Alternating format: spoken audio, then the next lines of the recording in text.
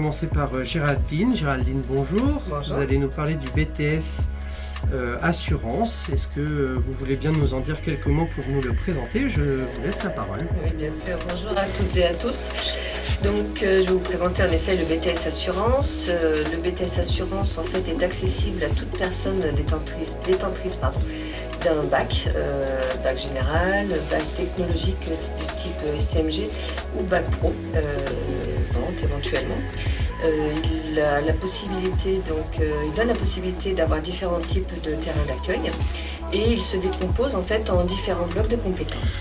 Alors on parle de terrain d'accueil et de blocs de compétences. Géraldine, est-ce que vous pouvez nous expliquer ce qu'est un terrain d'accueil dans notre jargon pédagogique et puis nous présenter les différents blocs de compétences à acquérir tout au long de la formation? Bien sûr.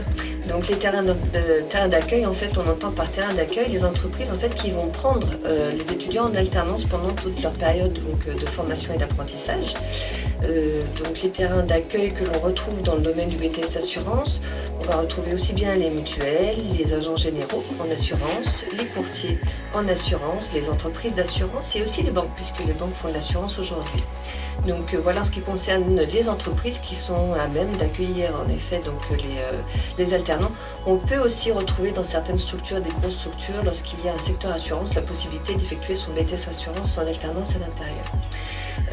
Et ce qu'on appelle bloc de compétences, en effet, donc c'est la bonne terminologie, puisqu'on va former les étudiants à avoir différentes compétences dans différents domaines donnés. Il faut savoir que le BTS Assurance a été réformé il y a 3 ans aujourd'hui, avec une volonté très forte de la part des professionnels de mettre l'accent sur l'aspect professionnel justement. Premier bloc de compétences que l'on va donc pouvoir retrouver, c'est celui qui concerne donc, tout ce qui est culture professionnelle et culture générale. Donc on retrouvera différentes matières à l'intérieur, à savoir culture générale expression qui correspond au français, du droit puisque la notion juridique est importante, de l'économie et puis donc deux matières qui touchent le domaine professionnel qui sont techniques d'assurance de biens. En d'autres termes, l'objectif est d'apprendre et de connaître les contrats d'assurance liés à le fait d'assurer une voiture, une auto, un vélo, une moto, voilà. Les techniques d'assurance de personnes au même titre que techniques d'assurance de biens, mais là ça concernera tout ce qui concerne les mutuelles, garantie des accidents de la vie, l'assurance vie en tant que telle. Et puis la gestion relation client où l'objectif est en fait d'avoir ce relationnel client, apprendre à gérer un portefeuille client et en effet à effectuer un entretien client en découvrant le client dans sa globalité pour faire un devis en conséquence. Le deuxième bloc de compétences qui est toujours dans le domaine professionnel concerne en fait la gestion de sinistre avec 2 matières. La première étant l'accueil en situation de sinistre.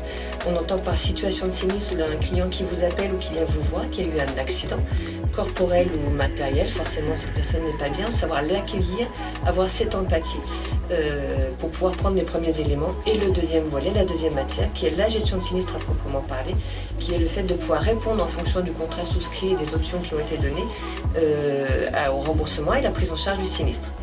Et le troisième bloc de compétences va être tout ce qui touche à la digitalisation, puisque l'on sait pertinemment que généralement en tant qu'étudiant, lycéen, vous savez très bien utiliser les réseaux sociaux à titre personnel, mais à titre professionnel c'est une autre approche. Et puis utiliser aussi donc, tous les outils numériques et informatiques pour avoir cette approche professionnelle dans votre quotidien, dans ce que vous faites en entreprise.